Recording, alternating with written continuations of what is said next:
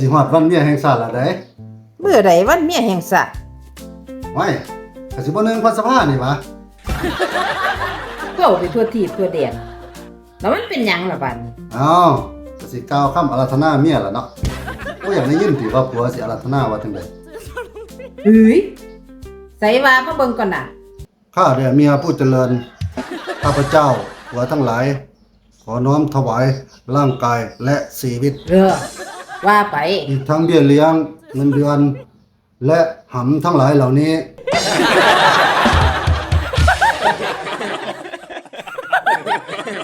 แก่เมียทั้งหลาย ขอเมียทั้งหลายจงรับ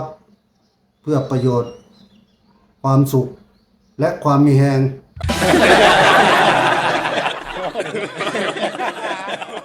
และความทุกข์ยากปากหมองลำบากยากเข็ญของผัวทั้งหลายเทิน